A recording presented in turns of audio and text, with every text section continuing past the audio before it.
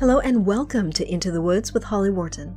This podcast is all about our journey into the woods of ourselves, getting to know who we are, where we are, and where we're going in life so that we can create the life that we want to live. It's about deepening your connection with yourself, taking inspired action, and really trusting yourself and your intuition. It's also about mindset. Our beliefs are such an important part of this journey. And there are so many ways for us to change our mindset so that we can more easily live a life of expansive joy. This podcast is also about going literally into the woods and spending time in nature, and how that can help us on our own personal journey of self-knowledge. Thank you so much for joining us today. Now let's get into this week's episode. Hello, adventurers, and welcome to the Into the Woods podcast, episode 444. This is your host, Holly Wharton, and I'm back with another exciting guest. Today, I'm talking with Ruksana Hussain about how to get started with freelance travel writing. I'm super excited about this because I'm a writer and I blog about writing, but I don't write for other publications. And I know that writing about travel and adventures is something that some of my listeners have expressed interest in. So I hope you find this interesting and useful. I'm trying to come up with some topics that are kind of about how adventure and travel fit into your life and how you can do things with adventure and travel in addition to just having the adventures and doing the travel. So this is kind of one of those ideas that I've got that I want to share with you. Hopefully this episode will inspire you to get started writing about your adventures and your travel and doing different things. So before we get started, what are you going to learn today? We talk about how to get started from scratch in freelance travel writing. We discuss the fundamentals of a freelance writing style for writers and freelancers, what Ruksana wishes she knew from the start, the surprising thing that made the difference when getting started, the hashtag you need to know to find opportunities, the mindset you need to get started as a freelance travel writer, and how to balance pitching, networking, LOIs, which you will learn what that means in a minute, and actual writing. So who is Ruksana Hussain? Ruksana is an award-winning journalist, writer, editor, working with print and online media. With 20 years work experience, 10 of that as a full-time freelancer and independent consultant, Ruksana's bylines have appeared in Delta Skylines, Business Insider, Restless magazine, Detour, United Kingdom, Luxury Travel magazine from Australia, Visit California, Cuisine Noir, and The Traveler's Table in Canada, and more. In 2020, Ruksana founded and published The Traveler and Tourist magazine, a digital, subscriber-only, monthly travel lifestyle publication with the aim of diverse and inclusive coverage in terms of content and perspective, place and people, culture and engagement through the travel adventures that she has experienced. The magazine, which introduced video content in 2021, is created for worldwide readership and can be subscribed to on travelerandtourist.com. Born in India, raised in Oman, and now calling Los Angeles home, Ruksana has always embraced change in lifestyle and perspectives with the change in culture and scenarios around her. This has resulted in a successful career as a travel journalist, earning opportunities on media trips to Japan, Poland, Mexico, Yukon Territory in Canada, Dominican Republic, Costa Rica, and more. Ruksana is the recipient of several diversity fellowships and journalism awards for her work and continues to cover travel and lifestyle, among other beats, as a freelance features generalist and editor. So I hope you find this episode interesting and useful, and here we go. Hello, Ruksana. How are you doing today? Hi, Holly. I'm doing well. How about yourself? Good. I'm really looking forward to talk to you. Sounds good. I'm excited. So we're here today to talk about freelance writing lifestyle and travel writing and exciting things.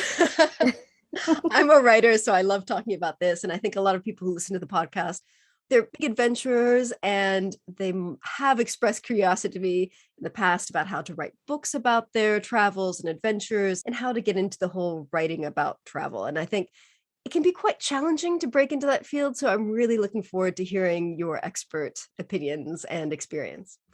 Sure. Of course. I'm excited to share. It is a very rewarding and thrilling field to be in, of course. Yeah. If you can share about your travel and experience that as part of what you do and what you love, I think that's great.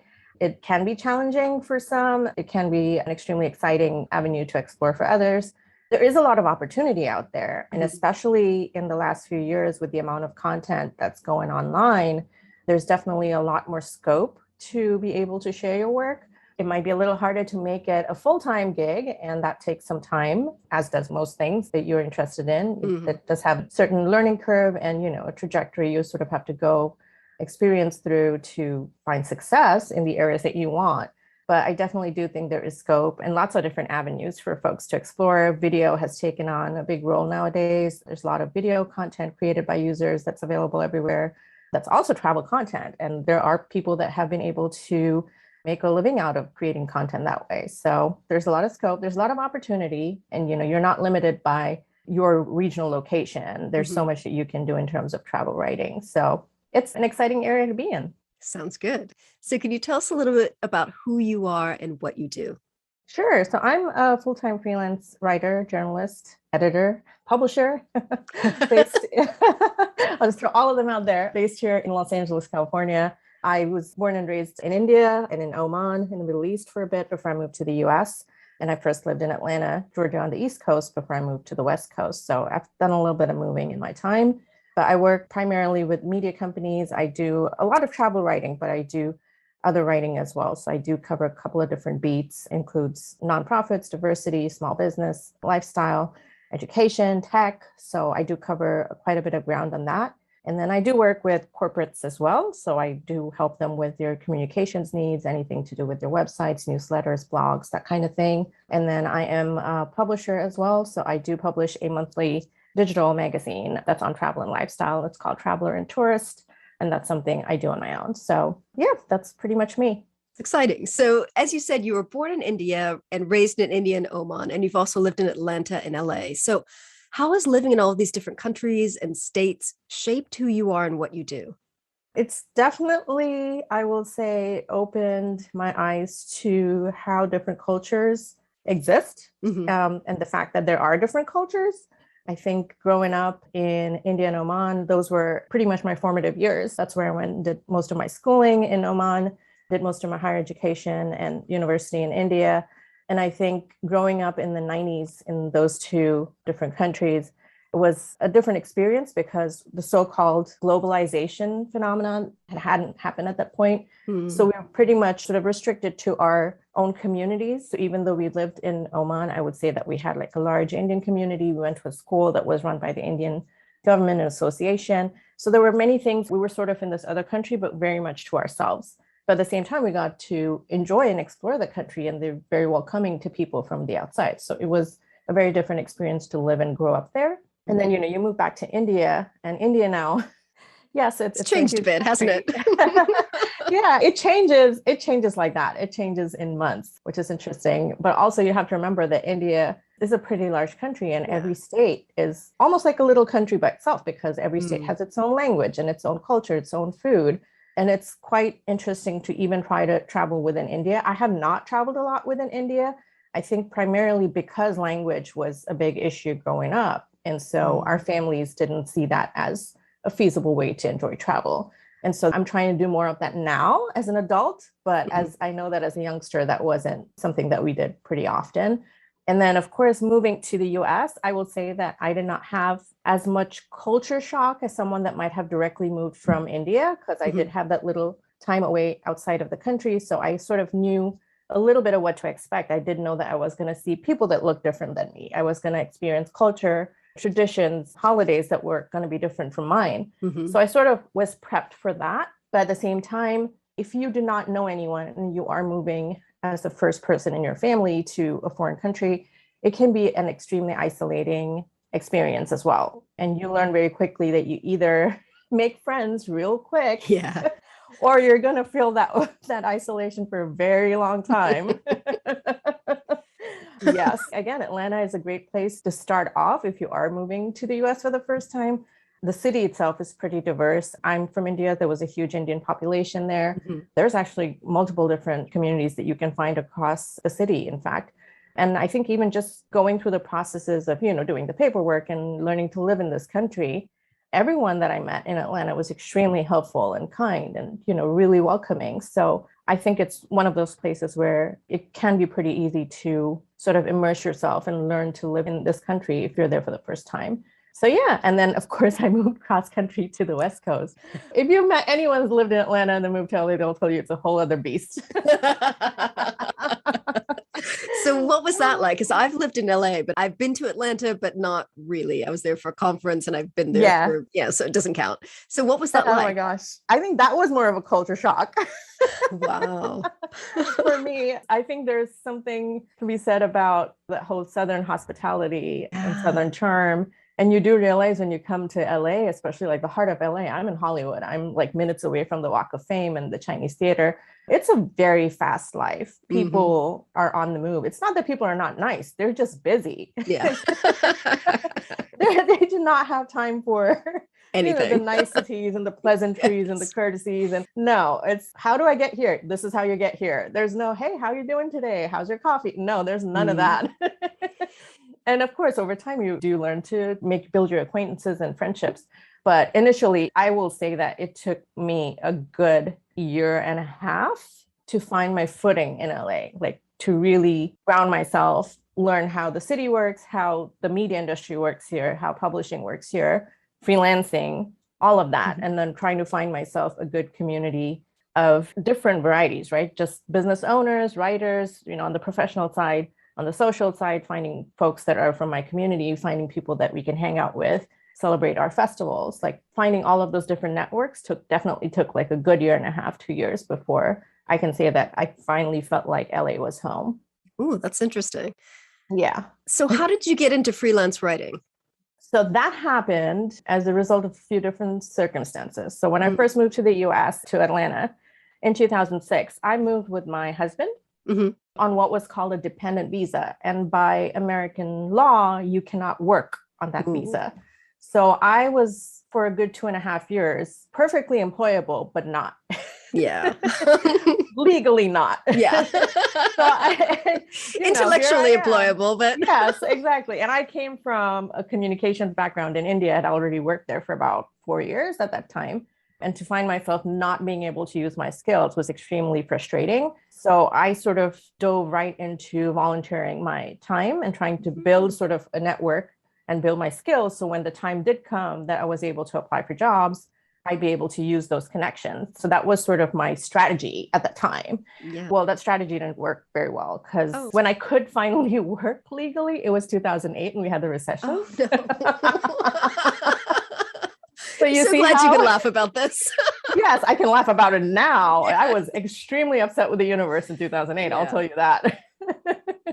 Like, finally. I know. And then nobody was hiring. And so freelance writing was literally something I took up really honestly at the beginning when I first moved, connecting with a couple of local newspapers, journals, saying, hey, I'm here. You don't have to pay me. I literally need bylines. I need to do something with myself. So I need you more than you need me at this point. Yeah. So let me work for you. That was where it started from. So I was able to build up some clips in that process, which was great. And that way I got to learn, how things work in the US, what sort of the processes of, asking for interviews or attending events and covering events for magazines and that sort of thing. That's really where I built sort of the basic, knowledge of how to go about doing some freelance writing. And then, of course, once I could start working and be paid for my work, then it was really more of an, I will say, somewhat aggressive effort to find outlets that I could work with. And again, I'll say, and I've said this to a lot of folks, I think it's a little bit different in the way things work between, I'm going to say India or maybe Asia overall, and then sort of in the US, is a lot of the work that I did find was very much through connections and introductions. I literally would cold email folks and say, hey, this is who I am. This is my experience. Here are some clips that I've had in the last 2 years. Do you have anything to give me? Wow. Because honestly, I understand now, at that time it was very frustrating, but I can see it from their point of view. If you looked at my resume, you had a name that you couldn't really pronounce. It wasn't a typical American Christian name. You couldn't pronounce it very well. So you didn't know, looking at my resume, if this person spoke English. Ooh, yeah. That was a big one that came up. And then people would speak to me on the phone and then they would be like, well, you speak great. This is what I would hear, right? Your English is great. Oh. But, on the resume, they have nothing to relate to because all of my experience was outside the country. So there was no way for them to see how that would help me with what they wanted me to do. And for a lot of folks, honestly, it was like pulling teeth in the beginning because they almost would doubt whether I could put a sentence together, Ooh. without even like talking to me. Like I said, I can maybe see that version now that I've been in this country long enough. But at that point, I was just like, why is nobody giving me? I have written so much. Like I had a decent amount of clips that in the time that I hadn't worked, but it was extremely frustrating process to go through. But I will say there were a few really nice folks that did give me a chance, that were kind enough to have me write stories for them. There was an editor that took me on as a copy editor, in fact, and that was helpful. And, the other thing, again, I tell a lot of folks is, and this is something that someone else told me starting out, I was very frustrated with why I wasn't progressing. And one of these people that I kind of volunteered with was like, well, why don't you ask people what they would want from you for them to be able to work with you? What would make that difference? And when I did, a lot of them, the first thing they talked about is like, I had no educational experience in the US. So they didn't know how to place me as far as my educational levels. They didn't know how to place me as far as my work experience, because I worked in all these companies in India. The roles and responsibilities were very different from the roles here.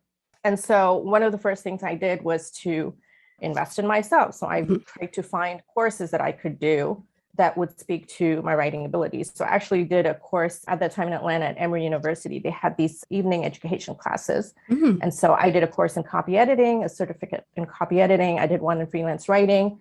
And honestly, once I put that in my resume, wow. I'm laughing because I was surprised the number of people that were, because now they had something to relate to. Wow. It was so much easier. I wish that someone had told me that when I first came into the country. I would have spent those 2 years I couldn't work doing that, but I didn't know. And, once I learned that, I did do it. I will say that sort of the work started flowing in a bit more easily. And then it was just building my clips and building my work from there. So that's the long answer to your short question. But that's really interesting. I never would have thought that taking those evening classes would be like having that kind of educational thing to put on your resume would be the thing that makes the difference. I think that's really fascinating. Yeah, it was to me too. At that time, it certainly was. So how did you get from just kind of general freelance writing into travel writing? So I had a little blog, since every experience I was having was fairly new for me in Atlanta. I had a little blog, it does not exist anymore, where I just shared my thoughts. And it literally was a diary for my family to read and see what I was doing, because I was so far away from home. I'd never left home to be so far away from my family. So this was the first time. And it was just a way to let them know I'm fine, I'm doing all these things. I personally enjoy different experiences. When I wasn't able to work, would take a day to go to the High Museum in Atlanta, or take a day to go to the Botanical Gardens and spend some time there. And then when folks would ask for recommendations of where they could go for a certain evening out or whatever, I'd always have something to share. So it kind of became the case where people would turn to me to ask me, where do I go for this? Or like, what kind of experience can I have here? And I started building on that. So a lot of the local folks that I would write for, it started becoming stories that were about events, little festivals that were happening. I started covering a lot of sort of the around town events and festivals that were held. And that built up to the point where one editor once gave me a local travel story, which was like a road trip. And once I did that, and I think they got a really good response from it. So I started getting a few more of those assigned to me, which was nice. And I think that really started this love for local road trips for me. And so I did a lot of that within, sort of the southeast area. And, it just built from there. Once people see that you were doing a lot of travel stories, you kind of get more invitations to be on press trips. You get more assignments from editors. You also get PR companies that working with destinations that might share information with you on all these different locations, venues, events that are happening. And so it just built on from there. And then I was able to, from my experiences, pitch and reach out to more editors and outlets. So it really blossomed from there on. I love it. So this was when you were still in Atlanta, right? Because you mentioned South and Southeast. Correct. And has that kind of continued now that you're living in LA? Yeah, it actually built up to a lot more regional across the US travel. Nice. And built up to some international travel as well. And there was a break in some of that when I moved West Coast, because I had to build my connections again, right? Rebuild, reaching out to local editors, reaching out to local publishers, PR companies, destination companies visitors bureaus, like telling them that I've moved here. So now my focus is more West Mhm. Coast regional, and then, building from there on. So that again, like took a little bit of time, but I'm glad to say I've now been here for almost 6 years and it's worked out well. Nice. So I think you've talked about a lot of kind of cold calling and getting in touch with these local editors and publishers. And Mm-hmm. I think that's something that a lot of people are either afraid of or hesitant to do, or maybe don't know how to do it. How can you do that and kind of be effective or get results from that? Because I think people are so overwhelmed with emails and stuff. How do you get yourself seen? Okay, so I'll definitely say that put in the work on yourself first, which Mhm. I learned the hard way. So let me tell you that up front. Definitely have the bylines to show for it. Definitely have a website of some Mhm. kind where your work is updated so people can see the outlets you've worked with, the types of stories you've written, and get a feel for your writing flair, the look and feel of how your words flow on a page. That's very important for different outlets, the way your words read. So definitely start from there. I understand that, yes, reaching out to editors can be quite nerve-wracking. I know Mhm. that in the beginning, been very careful about which editors I reach out to. And I've looked at some and been like, they're not going to want to work with me. Hmm. And I've done that to myself. Mhm. So don't do that. Yeah, because you never know. Like You you're never opting know. out before they can tell you no. Exactly. So don't do that. I've done that. And then I realized later on, oh my gosh, there were so many great opportunities I possibly missed on because I did that to myself. Hmm. But for me, like I said, my situation is slightly different in the way that I moved to this country and built my network.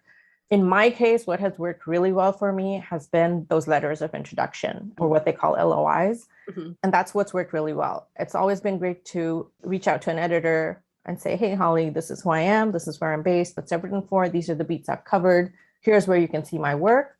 And I usually say, I'm happy to take on a first assignment from you if we're working for the first time.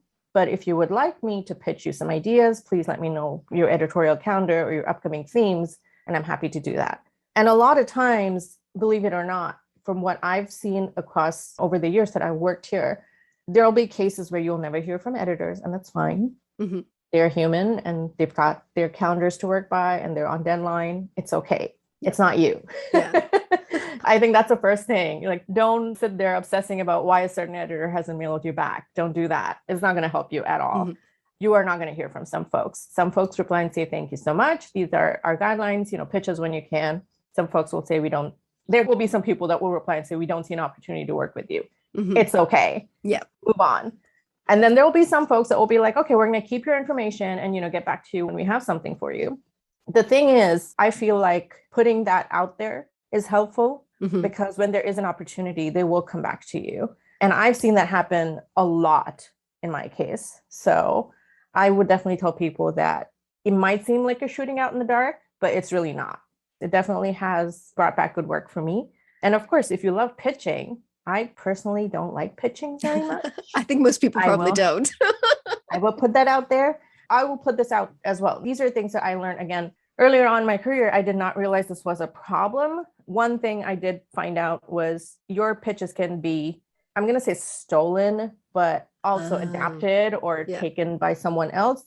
And so this happened very early on with me. And once with an editor, I worked one time and I chose not to work with them after that incident. But it did so happen that I pitched the same story that I saw 3 months later in the editor's name. Mm. See, there are a lot of things in place. It's possible the same PR people reached out to them. It's Mhm. possible we're in such a small location that, both of us had the same opportunity and they chose to do the story. Mhm. That's fine. But, I've heard of this from other journalists and writers. Sometimes they've seen stories pop up in staff writer's name or someone else, under general publications name, where the very same sources or instances, like specific incidents, were quoted, which could not have been the case. Yeah. So I've been pretty wary of like sending out these pitches. That's something that concerns me a lot. Mhm. There's no system out there that protects you from it. So Yeah. if your idea's out there and someone took it, they took it and ran with it. There's nothing you can do about that.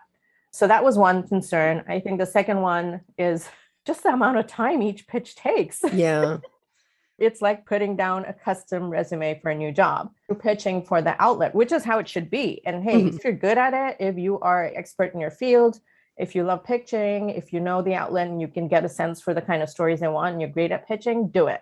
My concern is, it's not a concern, it's an issue I have with the money that we make for our ideas these days, right? Mm-hmm. And some outlets pay 10 cents a word.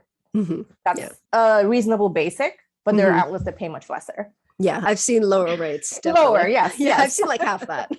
Yeah, there are. And, you know, they have whatever circumstances they have, and that's how they run their outlet. That's their business. But if it's an idea that I have, that's my idea, I don't want to sell it for 10 cents a word. Yeah.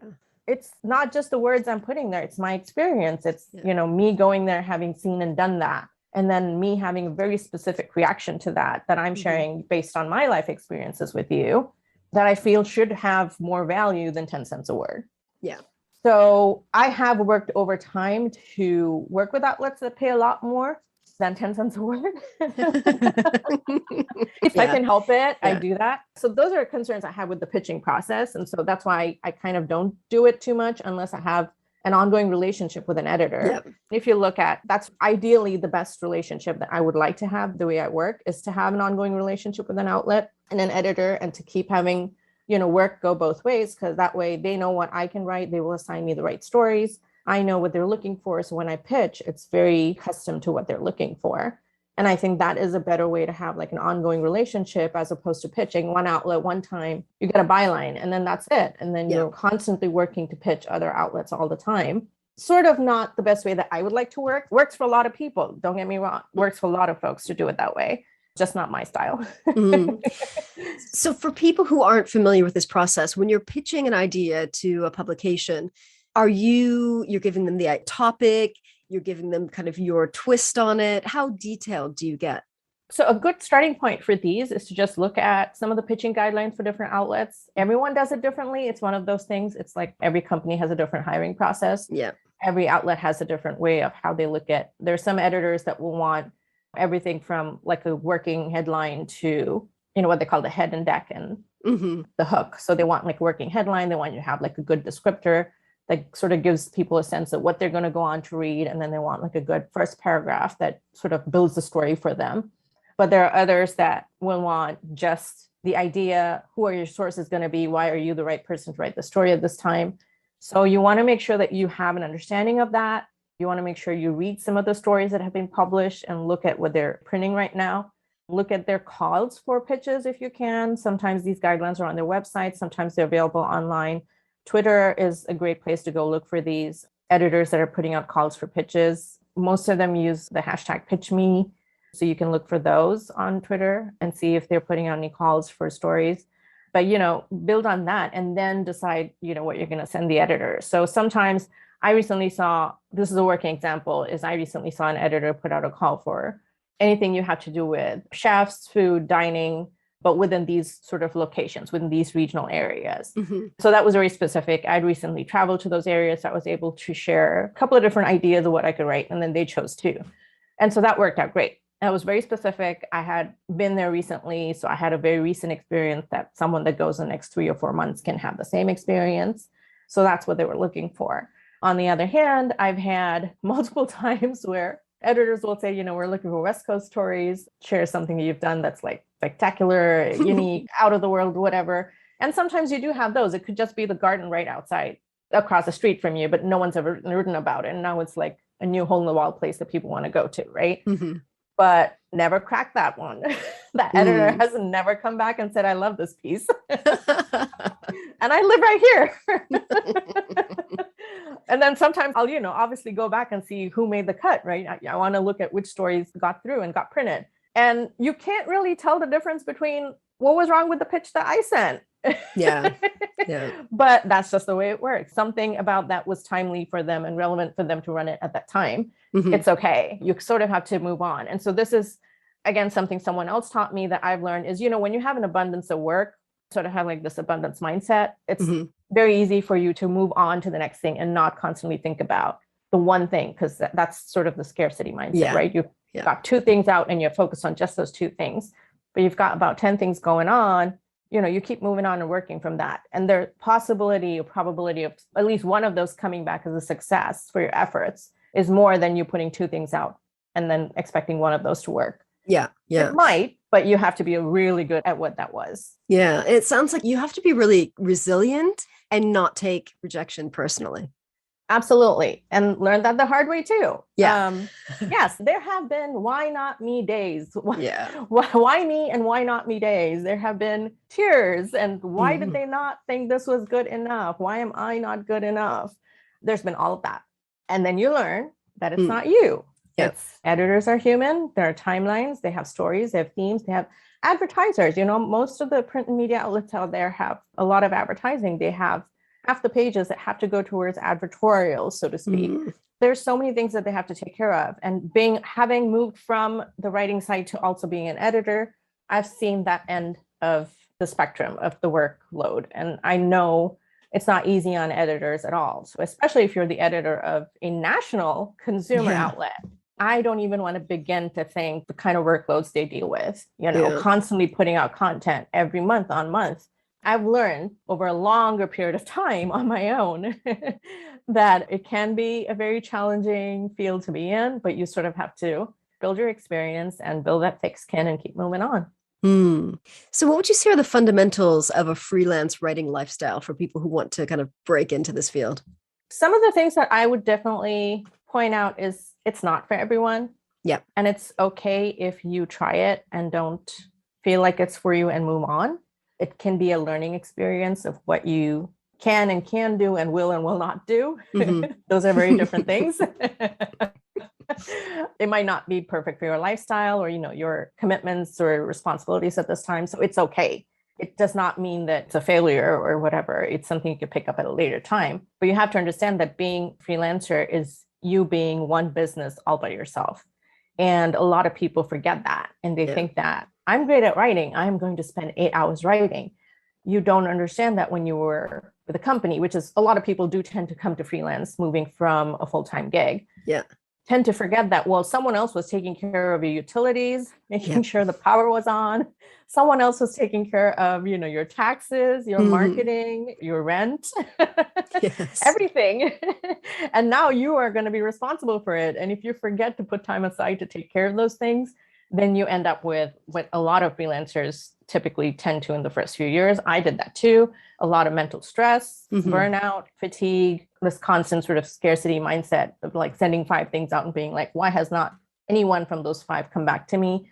You tend to go through the motions of all of that. And I would be surprised if I found a freelancer that hasn't at some point felt like the lows in whatever way they did, moving on to the success they have now. You definitely had to experience some of that before you got to where you are. That makes sense. So definitely put down the work that you need to see if freelancing will work for you. That's a big one. I think a lot of people sort of skip that step and learn later from it. Yes. Yeah. But I think I will say on the flip side, one of the best things of freelancing is that you get to choose your projects. You get to choose your schedule. If you do it well, it can be extremely rewarding because then you get to have time to experience all these other things that you want, whether that's time with family, going back to school, learning a new skill, a new language, whatever, right? Or traveling the world. Digital nomading is a thing now. So it's much easier to do. It might not have been before, but it's definitely very easy to do now. A lot of destinations and companies are more sort of open to the idea of people working from wherever they want, as long as, work gets done. Yeah. So there is, again, like I said, a lot of scope for you to be freelancing if you wanted to. That sounds really promising. I don't know if I would have assumed that there were so many opportunities. Obviously, it takes work to get those, but it sounds pretty good. Yeah, absolutely. And, it's a lot of it you learn from your time out in the field. Yeah. A lot of it you learn from networking with peers in the industry. Some of the avenues for work I would never have thought of sometimes, but things pop up and it's like, oh, I can do that. That's another avenue for work that I just did not think about. You never know. So you learn to broaden your scope of what you think you can do, can't do. And you learn that over time, the more you put yourself out there, just like with any job, right? The more you are involved in your role and your responsibilities, you realize, okay, these are things I want. These are things I like to delegate. These are things I do not want to ever deal with. Yeah. So it works the same. And so what percentage of your time do you divide between like pitching and networking and approaching publications? And what percentage is writing? I would say right now, a lot of my time is writing. That was, I will definitely say, starting out, where a lot of my time was networking, pitching, LOIs. A lot of LOIs went out. But now it's definitely a lot more writing. I do have a steady set of clients I work with. In the rare occasion, I do see an opportunity to pitch. I think having steady set of clients gives me that freedom to then use my time to pitch as well. Yeah. And be able to include a couple of one-off projects here and there. So primarily my work now is a lot of writing, a lot of interviewing, a lot of writing. Yeah. Tell us about Traveler and Tourist magazine. How did that come about? Oh gosh, Traveler and Tourist. It's one of the most exciting things I've done. It makes me very happy to see it go out in the world every month. So I'm excited about that. Traveler and Tourist started as a avenue for me to share some of my travels, but also news around the world that's travel and lifestyle related. It's very much travel focused, but with sort of a lifestyle angle to it. Really an avenue to share some of that maybe I did not see an opportunity to share it on other outlets. So sometimes I would find venues or activities that were interesting, but trying to pitch that for an outlet to publish it just seemed like a long process. A lot of them did not find it aligning with their themes for the month. These are interesting pieces of information, but I also didn't want to put this out in a website format or like a travel blog, because those are plenty out there as well. And having to build that, I did not want to be doing that. And that's a lot of maintaining a blog is a lot of work. You want to be putting out content every day. That was not something I was looking to do. I did not want to be putting out content every day. So I had an existing website where I was sharing some bit of content. It wasn't really a blog, just a travel website, but it was called travelerandtourist.com. It still exists. It's there. It's sort of my placeholder for all of my travel stories. And I do share events and, information about products that you can use during travel, that kind of thing. But then in the process of it, I started thinking of Traveler and Tourist being like a monthly issue that I can do. I knew I did not want to work with print because that's a whole other cost to it. I did not want to deal with that. I wanted to be able to maintain my lifestyle as a freelancer while also doing this. So it was going to be digital. And so the process of it honestly started like back in 2018 when I put out sort of like a proof of concept. So I did like 3 months of the issue and I shared it with folks that were in the travel industry, media, publishing, some of my friends, sort of to get an idea of this is the kind of content I publish. Would you be interested in reading it? Or what do you want to see different in format? Or what do you want to? One of the first things I did hear back was about the design, because I'm not a designer. Oh, yeah. I'm a word person. I can put words on a page, but I am not a designer.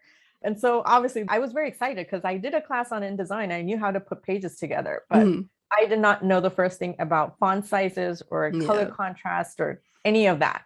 That was the one big thing that came back as, you need a designer. This is not going out into the world looking this way. If you go back way back on my website and look for it, I still have those pages up there because that's what I moved from. And I need to keep that there to know I've come a long way from where I first started. So it is out there in the world and you will see it if you look for it.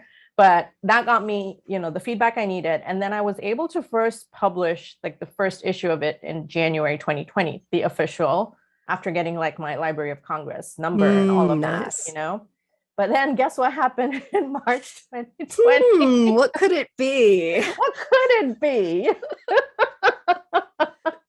And so here I was with like a whole year of content. And I was like, great, I'm telling people to travel in one time they can't. However, it was nice to like dream about traveling by reading other people's stories. I think honestly, that worked in my favor. That honestly worked in my favor. I'm amazed with people subscribing to the magazine. I'm amazed when I see, sort of the back end of things here, where people are reading stories from. I don't know people in those countries. So for me to see readers from those areas, I'm mind blown. But honestly, I think that's what helped. People being home and consuming content to the degree that they did ended up with me having readers and subscribers, and people actually taking the time out to send me a message back and say, I loved reading this article. Like, where did you hear about it? Or how have you experienced this? Which I thought was amazing. So that's really honestly the background of how Traveler and Tourist started. And now we've been putting out issues every month. I say we because there's me doing the content, but I thankfully have a graphic designer. Nice. Who does put the magazine out that looks the way it does, because I could not have done that myself. I do have an editorial assistant who sort of helps me with putting my stories together.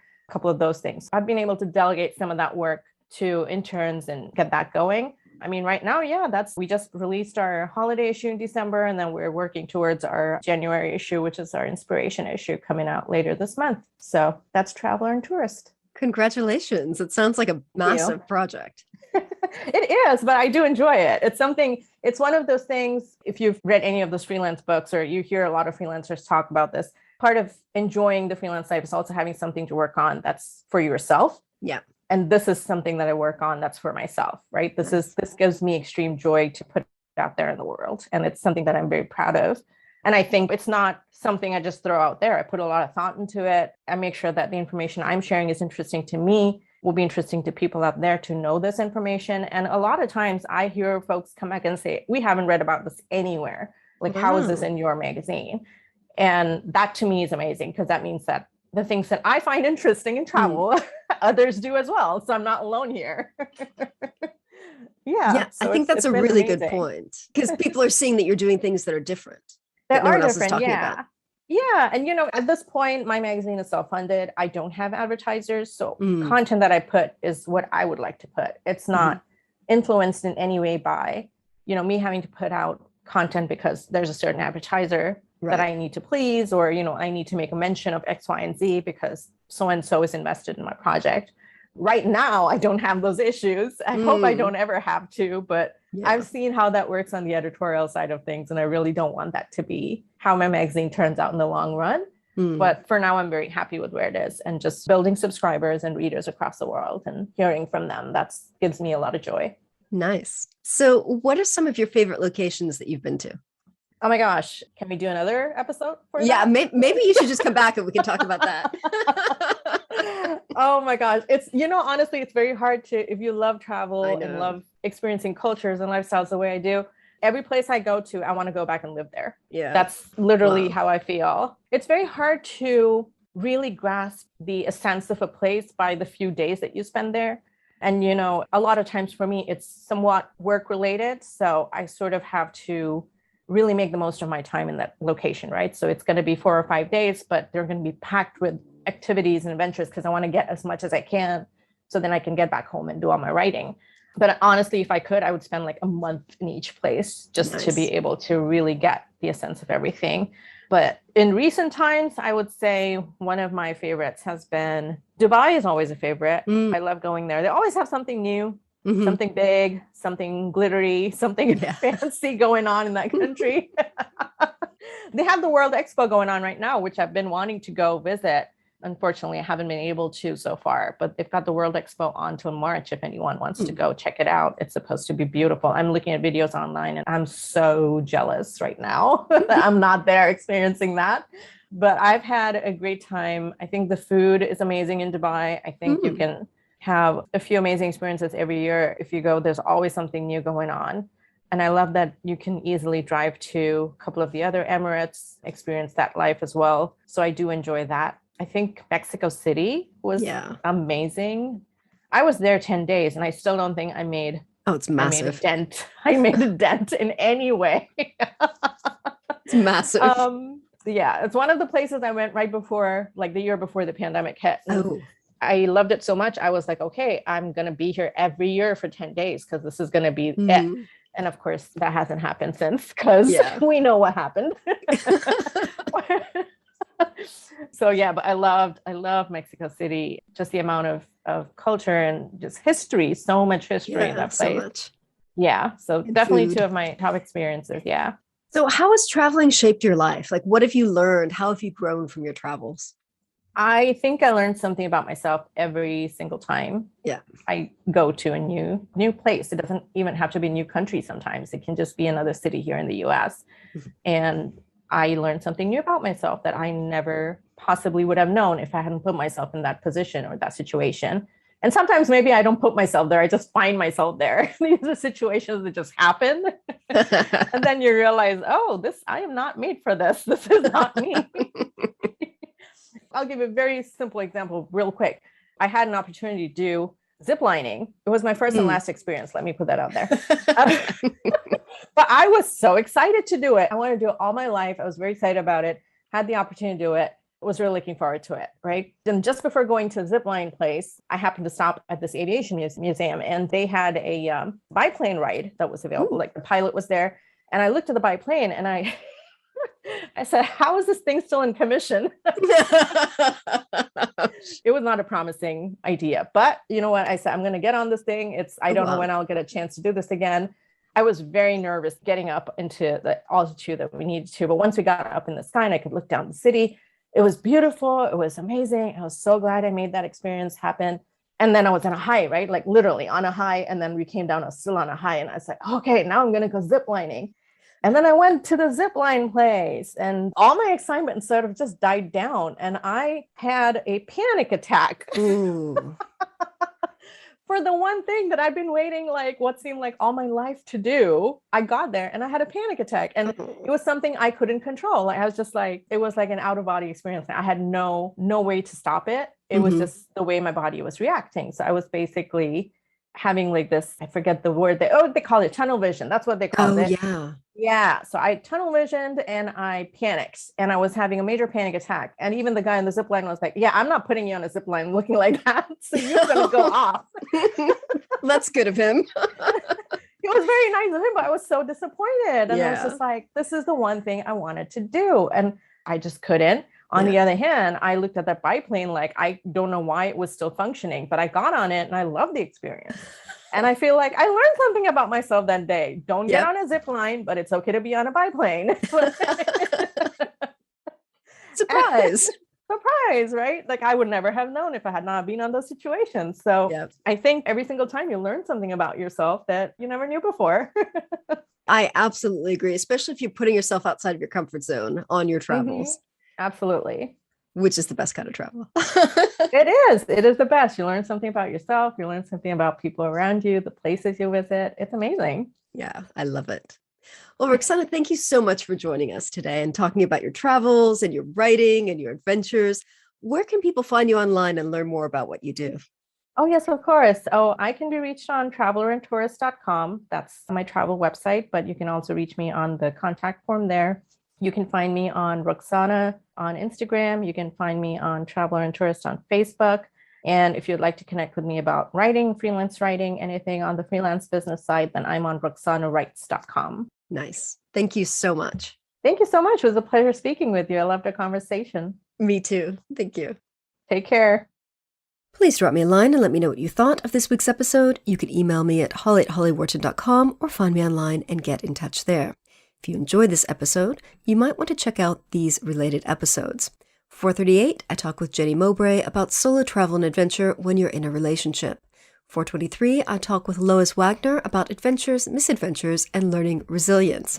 Resilience is something we talk about today on this episode, as I'm sure you've heard, so I think that's really relevant. 384, I talk with Helena Black about how to change your life by changing countries. Episode 383, I talk with Anne Malambo about how solo travel can change our lives. And finally, 367 is a solo show on finding yourself through solo travel and outdoor adventures. So, thank you so much for listening. Remember to visit hollywharton.com/444 for the show notes on this episode. Happy trails to you. Thanks so much for listening to Into the Woods with Holly Wharton. You can find more information about today's episode, including links for topics that were discussed, at hollywharton.com. That's HOLLYWORTON.com. If you'd like to connect with other listeners and get support on your journey, I would love for you to join my private community on Patreon. That's patreon.com/Holly Wharton. That's patreon.com/Holly Wharton. Thank you so much for listening, and I look forward to seeing you next week.